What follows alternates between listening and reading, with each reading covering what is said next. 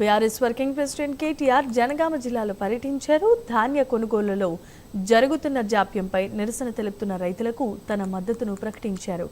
జనగామ జిల్లా యశ్వంతపూర్ ఐకేపీ సెంటర్ను కేటీఆర్ సందర్శించారు. ధాన్యం కొనుగోలు కేంద్రాల్లో అధికారుల నిర్లక్ష్యం, గన్ని సంచుల కొరత, తూకం వేయటంలో జాప్యం, మద్దతు ధర లభించకపోవడం వంటి సమస్యలను రైతులు కేటీఆర్ దృష్టికి తీసుకెళ్లారు.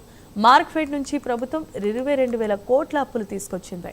సివిల్ సప్లై నుంచి తీసుకొచ్చిన అప్పులను కవర్ చేయడం కోసం మార్క్ఫెడ్ నిధులను వాడుకుంటున్నారని కేటీఆర్ అన్నారు. రాష్ట్ర వ్యాప్తంగా ధాన్యం, మొక్కజొన్న వంటి పంటలను వెంటనే కొనుగోలు చేయాలని, లేని పక్షంలో ప్రతి గ్రామంలో బీఆర్ఎస్ పార్టీ తరపున పెద్ద ఎత్తున ఉద్యమిస్తామని ప్రభుత్వాన్ని హెచ్చరించారు కేటీఆర్.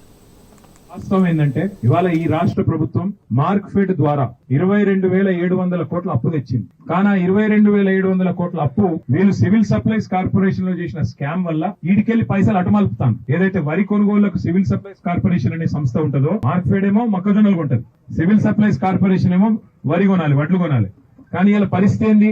ఆ సివిల్ సప్లైస్ కార్పొరేషన్ లో కుంభకోణం చేసింది రేవంత్ రెడ్డి ప్రభుత్వం. చేసినందుకు మార్కెట్ల ఆ సంస్థకి ఎవరు అప్పిస్తలేరు. 1,60,000 కోట్ల అప్పు ఉంది కాబట్టి మీకు మేము మళ్ళా పైసలు ఇయ్యం అని చెప్పి చేతులు ఎత్తేసింది. మరి ఏం చేయాలి?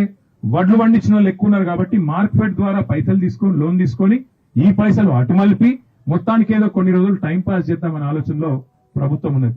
నేను చెప్పేది తప్పైతే వ్యవసాయ శాఖ మంత్రి గాని, రాష్ట్ర ప్రభుత్వంలో ఉన్న బాధ్యత గల మంత్రులు గాని నేను చెప్పింది తప్పని రుజువు చేయాలని చెప్పి నేను సవాల్ చేస్తున్నా. పైసలు వస్తాయి, కానీ ఇట్లనే అగాధం విడిచిపెడితే తడిసిపోయి మొత్తం మరి బూజు పట్టి ఆగమాగమైపోయి మరి పండించిన పంట మొత్తం నాశనపై ఆత్మహత్యలు దిక్కయ్యే పరిస్థితి వస్తుంది. ఇది మంచిది కాదు రాష్ట్రానికి.